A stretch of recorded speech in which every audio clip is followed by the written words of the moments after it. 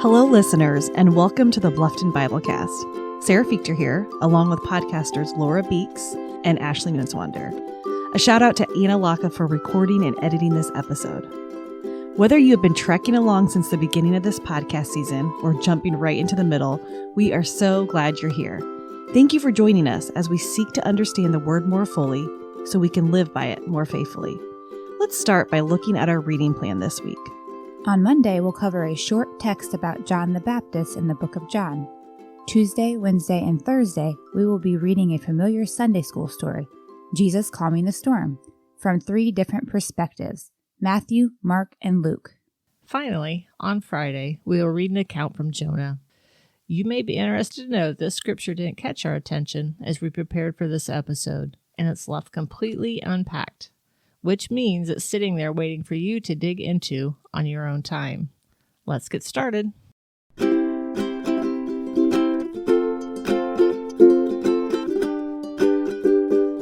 This week's reading plan starts in John 3. Let's kick off this episode right there, Laura.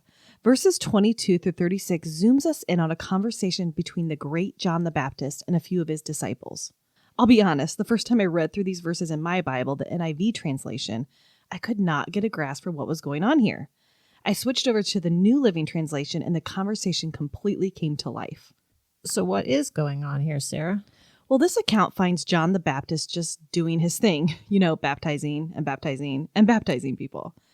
A few of his disciples came up to him, upset and maybe a little threatened. They essentially said, "Hey, John, you know that man you call Messiah? Did you know he's baptizing people too? And the crowds are going to him and not coming to us."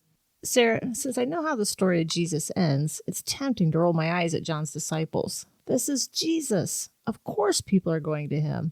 But from their perspective, I kind of get where they're coming from. I agree, Laura. It's human nature, isn't it? And this text highlights humanity in a really ugly way. These disciples are doing rich kingdom endeavors like preaching the gospel and baptizing people, yet they felt threatened by the new guy in town who had the same mission. Wow. So how did John the Baptist respond to being skated off the ice by Jesus? Before I go into that, it's quite striking to me that the essence of John's life mission was to literally set the stage for Jesus.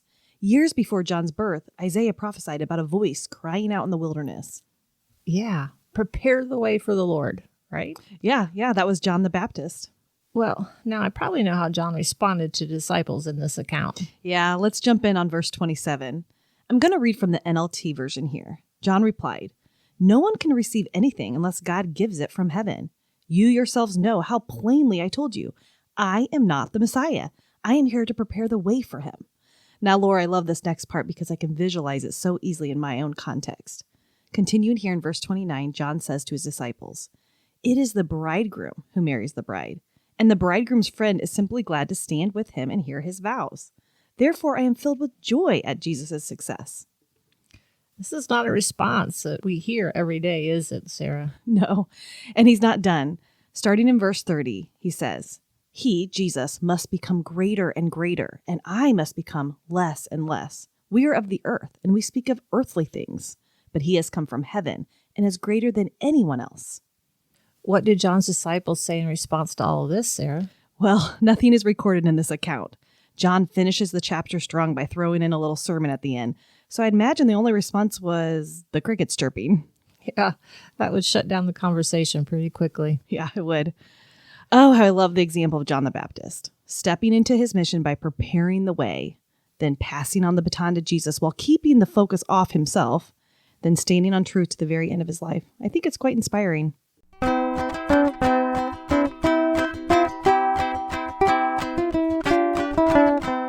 Okay, Sarah, I have a question for you. Okay. Have you ever considered why you are where you are and do what you do? I'm not sure. What do you mean? Yeah, that is kind of confusing. Well, most of us probably have a job. We have homes, friends, interests, etc. Of all the jobs, homes, and hobbies we could pursue, we all eventually settle on some. So why do we settle where we do? Well, I guess part of it is believing in God's placement and plan for us, and part of it is planned out by ourselves, driven by our own interests and desires. Exactly. We all have different financial, relational, and personal goals that drive the things that we do or do not do. So wouldn't you think our Creator would do the same thing? That's interesting. I mean, we all know he has a plan to redeem and save this world, but I've never really thought about the events he is orchestrating to accomplish that plan. My thoughts exactly, Sarah. And of course, we could never pretend to know the thoughts or plans of God. So that's not what I'm saying here.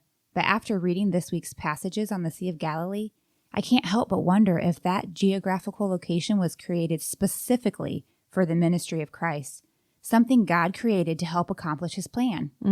That's interesting. It was a common place for some big miracles to happen. It's where Jesus walked on water, rebuked the storm, had the Sermon on the Mount, fed 4 and then 5,000. But why was this place of such significance? Good question, Sarah. Let's start off with some facts. As we read in the passages here, the Sea of Galilee was the scene of some fierce storms. The waves were as high as 20 feet. Can you even imagine that? No. How terrifying. No wonder the disciples were scared and passed the Dramamine. Yeah, I would definitely be so seasick. The sea is 680 feet below sea level and surrounded by mountains, so winds blowing across the land intensify close to the sea, causing abrupt and fearsome storms. Plus, the sea is relatively small, 13 miles long and 7 miles wide, and 150 feet deep. It didn't take much to stir up its waters. Wow. Any other reason that Jesus was so inclined to spend time here? It is the only significant freshwater lake in the region. It also supported a flourishing fishing industry. In fact, Peter, Andrew, James, and John were fishing here when Jesus called them to be his disciples. Also, it's located in a semi-tropical climate and near the sulfur springs in Tiberias, which made the Sea of Galilee a popular health resort destination for sick people. I see some pieces falling together. Wrap this up for us. Sure thing. Because the Sea of Galilee was surrounded by several cities that all use the sea for commercial uses, it was an ideal place for a lot of people to gather rather quickly, like in the Sermon on the Mount and the feeding of the 4 and 5,000. Also, they could all take that message back with them. I see. Perfect for spreading the good news. And let's not forget about the fact that several of the people he chose to be his disciples were fishermen, men that would be taught to be fishers of men. Right. It was the perfect place for Jesus to show his divine power, both in calming the storms on the turbulent sea and healing the multitude of sick people who came to the area for the climate and nearby sulfur springs. Wow, very cool. It's really amazing to catch a glimpse of just how big God is.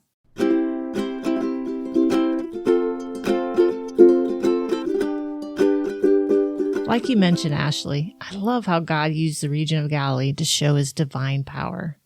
This area definitely had a fishing culture and a lifestyle focused around the sea and became a large part of Jesus' ministry. In fact, so much activity was centered around the Sea of Galilee, boats are mentioned 50 times in the Gospels. This is a key element in this week's reading of a very familiar miracle. Jesus calms the sea. We will get to read about it in Matthew, Mark, and Luke. I like how each account gives slightly different details to fill out the story. We know that they set sail before the storm for a 2-hour journey to the other side of the Sea of Galilee. We already have a mental image of the storm in this story. You use the word terrifying, right? That's right, Laura. Driving rain, strong winds, 20-foot seas. So what kind of boat could withstand a storm like that? Well, that was the problem. A typical ship on the Sea of Galilee could not survive in those conditions. We know what this ship was like because of a discovery in 1986 by 2 fishermen searching for artifacts on the sea floor.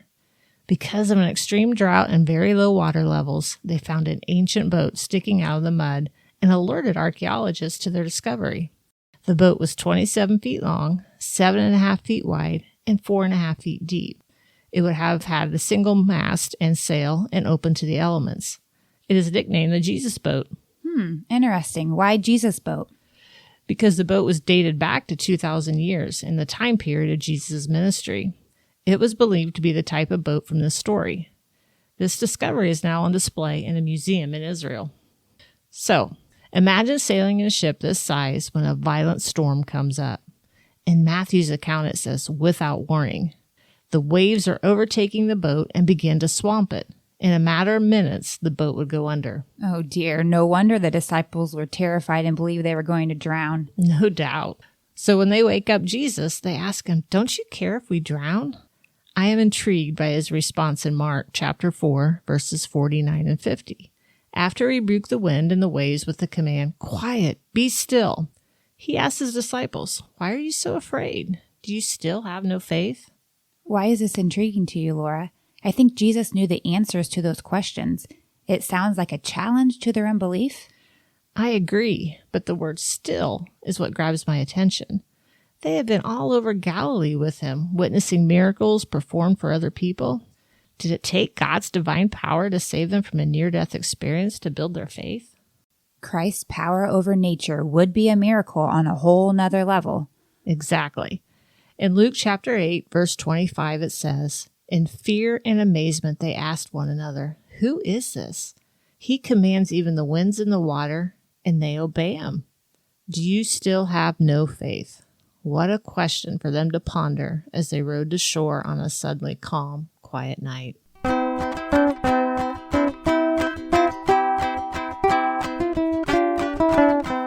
As we face the week ahead, what a comfort to know God is orchestrating our lives with vision and care to bring forth his mighty plan. We hope you can rest on that promise. Thank you for listening to the Bluffton Biblecast.